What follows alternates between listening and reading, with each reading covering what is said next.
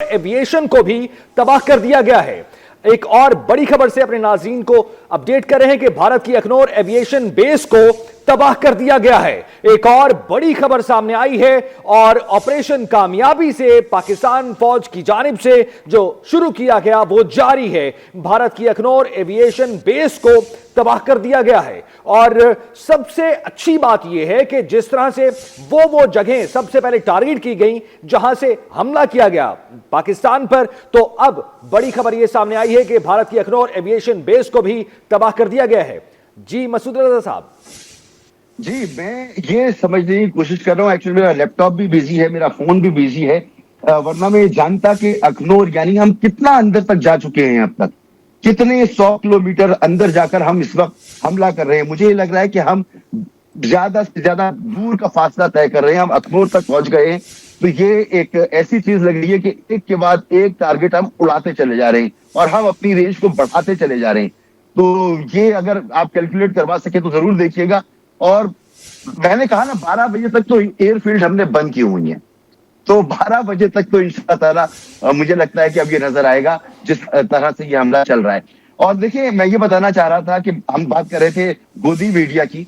जब एक जालिम, जाबिर, बेवकूफ, अहमक, नाहंजार किस्म का सिविल डिक्टेटर, एक इंतहा पसंद, एक नासमझ इंसान जब आपका लीडर बन जाता है, आपका वजीर आजम बन जाता है, तो वो एक सेकुलर 1.5 अरब की आबादी के मुल्क की क्या जिल्लत करवाता है, कैसे उनका मुंह काला करता है। उसका कोई इस वक्त सुकून ऐसा नहीं है जो सलामत हो।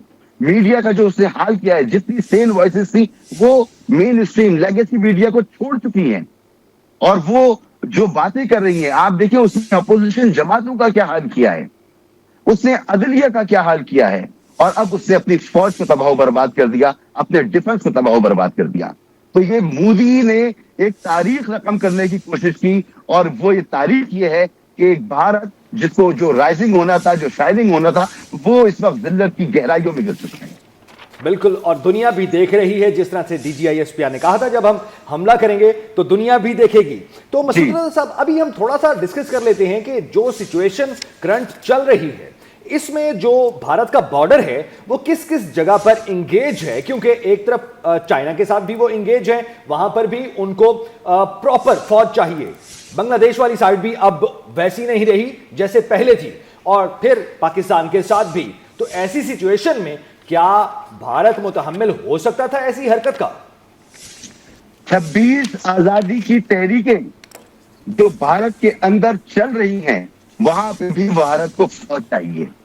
भारत कोई मजबूत कुछ नहीं है, वो एक उसके दरमियान बहुत से कौमें, बहुत से हिस्से फंसे हुए हैं जो आजादी के मुंतजिर हैं। अब भारत ने ये हरकत कर दी है और जहां तक पाकिस्तान अब जा चुका है, इसके बाद आप यकीन करें कि भारत का कम से कम कन्वेंशनल वॉर तो दूर की बात, ये जो टेक्निकल वॉर है, अब इसके बाद अगर कुछ रहता है तो फिर वो न्यूक्लियर ही रहता है। और न्यूक्लियर जैसा उसके पास है वैसा हमारे पास है। तो इतनी तबाही बर्बादी शायद वहां की जो सेन लोग हैं, वहां की जो ऑपोजिशन है, वहां जो आर्मी में वो लोग हैं जो समझते हैं कि भारत क्या हरकत कर रहा है, वहां पे सिविल एडमिनिस्ट्रेशन में जो लोग हैं, वहां की अदलिया में जो लोग हैं, हो सकता है कि अब वो सामने आए और उनको सामने आना चाहिए अगर उन्होंने भारत को बचाना है, सेव करना है। वरना मोदी ने भारत को हिंदुत्व के जरिए एक समझ लें कि उसकी कब्र में उतार दिया है और अब कोई चारा इसके अलावा नहीं है कि मोदी को वहां से फारिग किया जाए। अच्छा मसूद रजा साहब, जिस तरह से भारत का ये मौकिफ था कि हम बहुत बड़े हैं, हम बहुत स्ट्रॉन्ग, हमारी मिलिट्री है बहुत स्ट्रॉन्ग, हमारा डिफेंस सिस्टम है, भारत का गुरूर तो खाक में मिल गया है। देखिए, न्यूमेरिकली बड़ा होना कोई बड़ा होना नहीं है। आज की जंग वो जंग नहीं है जिसमें फौजें आमने सामने होती थी। आज की जंग वो नहीं है जब जहाज आमने सामने डॉग फाइट किया करते थे। अब DVR का जमाना है, बियॉन्ड विजुअल रेंज का जमाना है, और आज हम अपने घर में बैठे बटन दबा दबा कर इनको मार रहे हैं।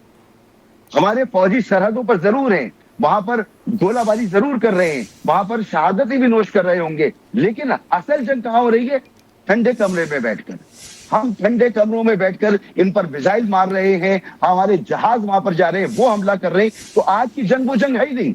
आप कितना भी फख्र कर ले, जैसे अभी भाई ने मुझे बताया कि भारत के बॉर्डर पर कहां कहां फौज की जरूरत है, वहीं मैंने जिक्र किया कि वहां आजादी की तहरीकें कितनी है, उनके अपने अंदर के बड़े मसाइल हैं, उनके यहाँ गुर्बत भी है, उनके यहाँ नाइंसाफी भी है, जात बिरादरी के नाम पर वो समाज है, जिस समाज में जुल्म का निजाम हो, जहां पर पैसे वाला अफजल हो और जिसके पास पैसा नहीं है वो हकीर हो, उसको छू भी लिया जाए तो इंसान नजिस हो जाए, जहां इंसान को इंसान छूने से नजिस होता हो, ये वो माशरा है।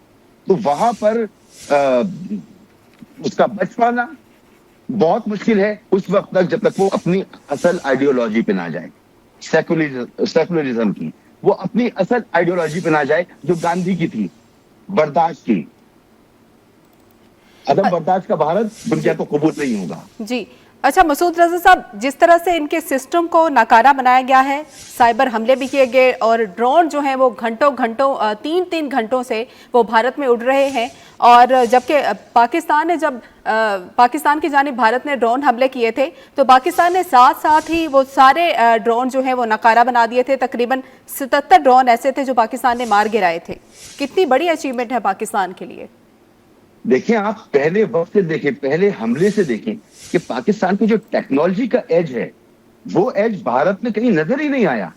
इवन उनके पास टेक्नोलॉजी है भी तो वो उसका इस्तेमाल करने के काबिल नहीं है। ये तो हमारे पहले हमले में साबित हो गया जब हमने उनके 3 राफेल और 2 और मजीद जहाज, 5 जहाज और न जाने कितने। आप हमारे साथ मौजूद